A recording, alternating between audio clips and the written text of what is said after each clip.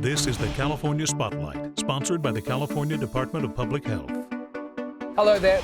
Did you know that according to the US Surgeon General, vaping is now a youth epidemic?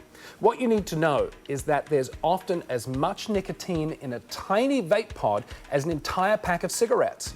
The California Department of Public Health reports that nicotine alters teens' developing brains and can increase anxiety, irritability, and impulsivity. Today in the California Spotlight, I'm joined by Dr. Pam Ling, and we're talking about a very important topic, vaping amongst teens. Dr. Ling, great to see you. Nice to see you. Thank you so much for joining us. First of all, help us understand the dangers of vaping and how nicotine affects the developing brain. Sure. So nicotine is a neurotoxin, and teens' brains are particularly vulnerable to this toxin and addiction. In part, that's because your brain is still developing up until you're 25 years old, and also teen brains are really designed for learning. Right? So every time you learn a new skill or a new fact, your brain is forming connections between the cells called synapses. So teen brains are really designed to learn, and that same capability also means they're more vulnerable to nicotine addiction. How can you tell if your kid is vaping, though? Well, there are some signs of nicotine withdrawal, which can be, as you mentioned, irritability, learning difficulties, mood swings. Now, that may also sound like a regular teen. Sounds like a regular teenager to me. You can talk to your teen, for one thing, and you can ask them. They may or may not tell you, so you may need to ask in more general terms. What do they know about vaping? What have they heard about it? Do they know other teens who are vaping, to get a little bit of sense of that?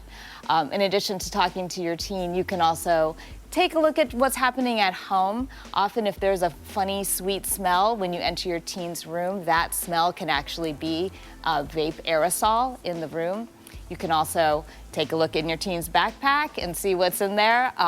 You have to look really carefully because a lot of the new vapes really look like USB port devices or even school supplies. So you have to know what they look like. But it can be a minefield with teenagers.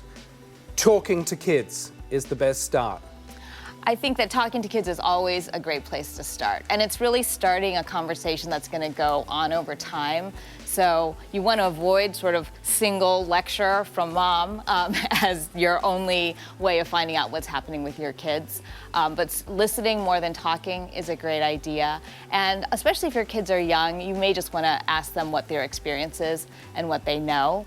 A lot of teens, they start vaping because they think it's different from cigarettes. They also don't even realize that it may have a lot of nicotine or what nicotine does. 4 out of 5 kids actually start vaping because of the flavors and just curiosity about the flavors. And they don't really realize that, each little pod, like this tiny vape pod, contains the same amount of nicotine as a pack of cigarettes. I do think also parents can ask their school administrators what's being done about teen vaping. So middle schools and high schools across California are seeing this happening and are putting policies in place.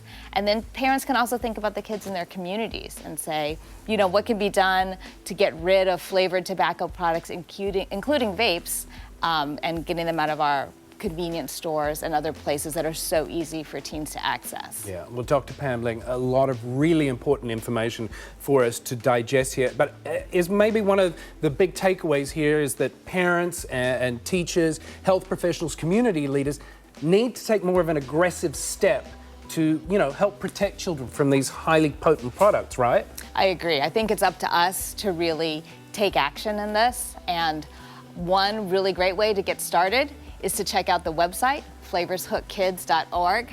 And the website has information about the vapes. It has pictures so you can find out really what they look like and what they do.